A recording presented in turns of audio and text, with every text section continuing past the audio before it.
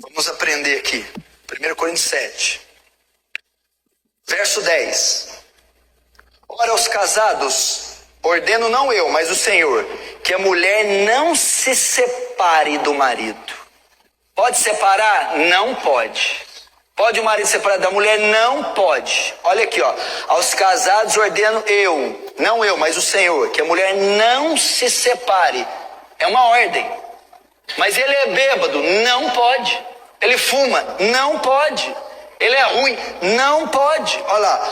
Ora, os casados, ordeno não eu, mas o Senhor, que a mulher não se aparte do marido. Se, porém, ela vier separar, que não case, ou que se reconcilie do marido, e que o marido não se aparte da sua mulher. O que ele está querendo dizer aqui? Olha, eu estou casado, o marido bebe, eu quero separar, não separa. O marido é ímpio, você pode separar, não separe. E se ele me deixar? Se ele deixar, ele pode ir. Aí eu posso casar de novo? Não. Ou você fica só, ou reconcilia com o marido. É o que Paulo está dizendo.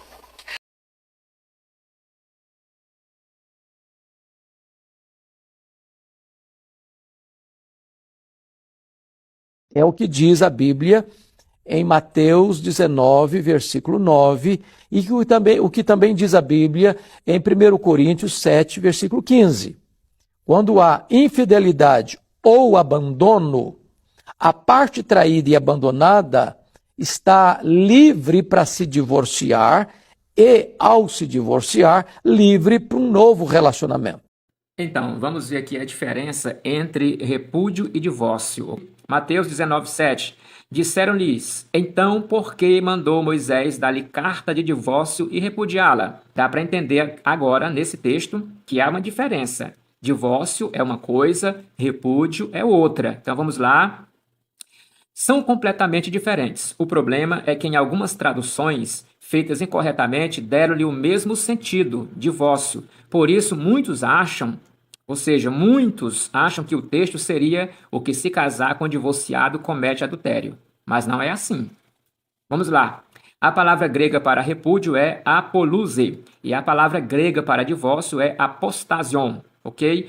Ou seja, esse termo apostasion, que é divórcio, significa dissolução do casamento, ou seja, é a liberdade dada à mulher para voltar à casa de seus pais ou casar-se com outro homem, como dizia na lei de Moisés.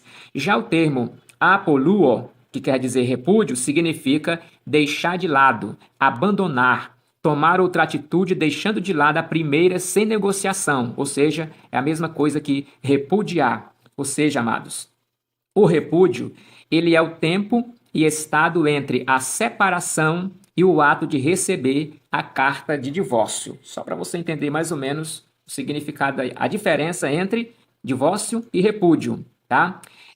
Jesus veio defender e cumprir a lei. E aquilo que não era cumprido, ensinava a fim de libertar a mulher ou o homem do jugo de escravidão do repúdio. Lucas 16, 17 e 18 declara que aquele que se casasse com a mulher repudiada cometia adultério. Observe, vamos lá? Eu vos digo, porém, que qualquer que repudiar sua mulher, não sendo por causa de fornicação, e casar com outra, comete adultério. E o que casar com a repudiada também comete adultério. Mateus 19, 9. Observe que Jesus não está dizendo que comete adultério quem casar com a mulher divorciada, e sim com a mulher repudiada, ok? Perguntas. Pode um cônjuge crente divorciar-se de seu cônjuge descrente quando este nem deseja separação? A resposta é não. Paulo ordena que não se separe caso o descrente queira permanecer casado. Mas aos outros digo eu, não, Senhor. Se algum irmão tem mulher descrente e ela consente em habitar com ele, não a deixe. E se alguma mulher tem marido descrente e ele consente em habitar com ela, não o deixe. 1 Coríntios 7, 12 e 13. Outra pergunta. Pode um cônjuge descrente divorciar-se do crente? A resposta é sim.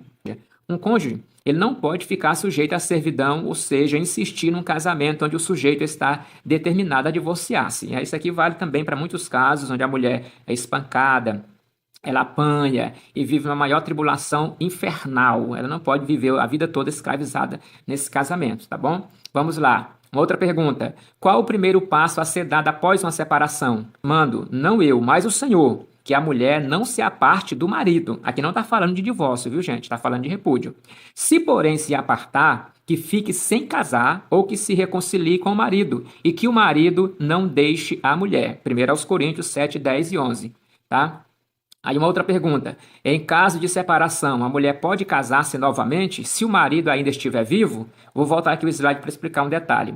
Esse texto, muitas pessoas estão usando ele para dizer que ele se refere ao divórcio, e não é. Aqui está falando de repúdio. A palavra repúdio, para quem assistiu lá do começo, sabe que significa apartar-se, separar-se, e não quer dizer assinar uma carta de divórcio. Então, se a mulher separou, né, do marido, o marido se separou da mulher, o que tem que fazer? Ou ficar sem casar, ou então reconciliar-se com o marido, porque ainda não foi não saiu a carta de averbação do divórcio, ok? Mas vamos continuar aqui, ó. Em caso de separação, a mulher pode casar novamente se o marido ainda estiver vivo? Sim ou não? Vamos lá? A resposta é não. Romanos 7, 2 e 3. Deve ficar sem casar até que o cônjuge venha a óbito.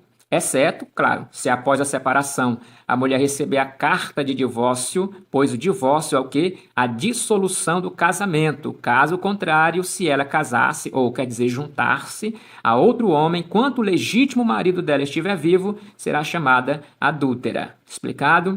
Resumindo, quem casar com repudiada comete adultério. Mateus 5,32. Com divorciada, não. Ok? Outra pergunta. Em quais circunstâncias o divórcio é permitido? É lícito ao homem repudiar a sua mulher por qualquer motivo? Mateus 7,3. Foi uma pergunta feita ali a Jesus, né? Primeiro motivo, adultério, Mateus 19,9. Segundo motivo, abandono, 1 Coríntios 7,15.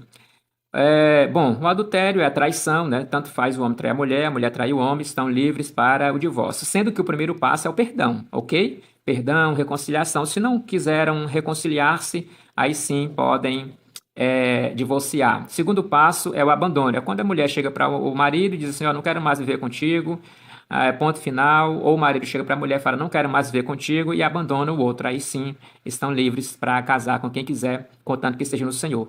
Sendo que esse casamento só pode acontecer depois que sair a carta de divórcio. Durante o período do repúdio, se ela se juntar a outro homem ou ele se juntar a outra mulher, estarão em adultério, ok?